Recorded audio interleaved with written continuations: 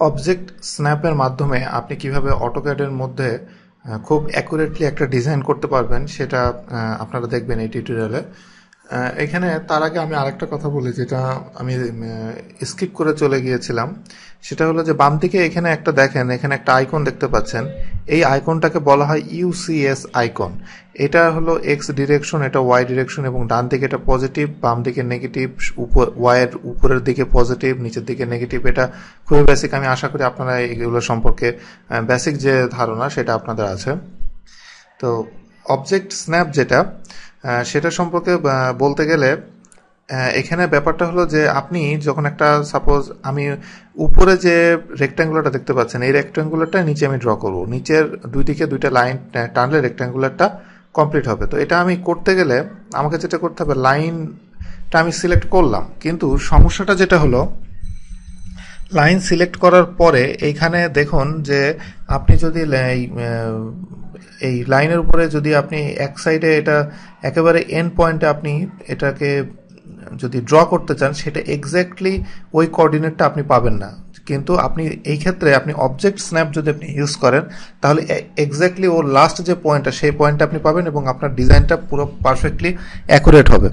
তো এইটা কিভাবে হবে সেটা আমি আপনাদেরকে দেখাচ্ছি যে অবজেক্ট স্ন্যাপের মাধ্যমে কিভাবে আপনি লাইনগুলো টেনে এটা করতে পারবেন।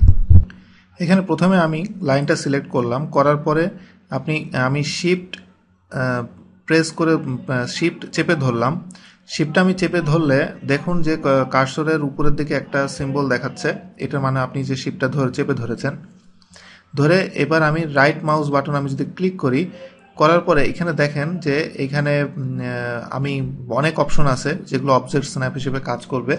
আমি যদি এন্ড পয়েন্টে ক্লিক করি, মানে যে কোনো এন্ড পয়েন্ট হিসেবে সিলেক্ট করবেন, করার পরে আমি যদি দেখুন অটোমেটিকলি সে এটা স্ন্যাপ করছে এই বাম দিকের এন্ড পয়েন্ট। আমি এখানে যেখানে ক্লিক করি না কেন সে এন্ড পয়েন্টটা নিল। দেখুন এক্স্যাক্টলি লাস্ট এন্ড পয়েন্টটা সে সিলেক্ট করেছে।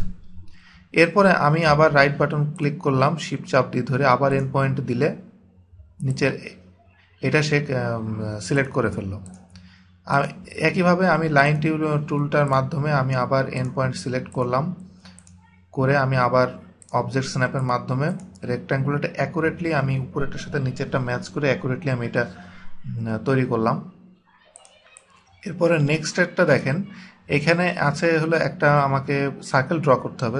সার্কেলটা আমি ড্র করতে গেলে আমাকে যেটা করতে হবে, প্রথমে সার্কেল টুলটা অ্যাক্টিভ করলাম, কিন্তু আমার এই যে লাইন দেখছেন এই লাইনের সেন্টারটা আমার দরকার। তো শিফট চাপ দিয়ে ধরে মিড পয়েন্টটা আমি সিলেক্ট করলাম, মিড পয়েন্ট চাপ দিয়ে ধরে এরপর আমার লাস্ট পয়েন্টটা এন্ড পয়েন্ট দরকার, আবার শিফট চাপ দিয়ে ধরে রাইট ক্লিক করলাম, এন্ড পয়েন্টটা তো ক্লিক করার পরে দেখুন আমি এক্স্যাক্টলি উপরের ওইটা আমি পেয়ে গেলাম। এরপরে দেখেন আমি উপরের যদি এই শেপটা আনতে চাই, প্রথমে আমাকে একটা লাইন ড্র করতে হবে। শিফট চাপ দিয়ে ধরে এখানে ইন্টারসেকশন যেটা আছে, ইন্টারসেকশনটা ক্লিক করলে দেখুন এক্স্যাক্টলি ইন্টারসেকশনটাই সে সিলেক্ট করেছে। আবার আমি যদি ইন্টারসেকশন সিলেক্ট করি, সেকেন্ড পয়েন্ট আমি পেয়ে গেলাম। এরপরে আমাকে যেটা করতে হবে, আমাকে সার্কেল ড্র করতে হবে। সার্কেল ড্র করতে গেলে আমাকে প্রথমে একটা সেন্টার পয়েন্ট লাগবে। শিফট চাপ দিয়ে ধরে আমি ইন্টারসেকশন দিয়ে ডান দিকেরটা এবং বাম দিকেরটা যদি আমি ক্লিক করি, দেখুন সে সেন্টার পেয়ে গিয়েছে। এবং এবার আমাকে রেডিয়াস দিতে হবে। রেডিয়াস আমি দিব এন্ড পয়েন্ট। আমি যদি এটার এন্ড পয়েন্টটা দিই, দেখুন উপরে যেটা চেয়েছি সেটা সে করে ফেলেছে। তো এভাবেই আপনি খুব সহজেই অবজেক্ট স্ন্যাপের মাধ্যমে এগুলো করতে পারবেন। নেক্সট স্টেপগুলো আমি আপনাদেরকে নেক্সট টিউটোরিয়ালে দেখাবো।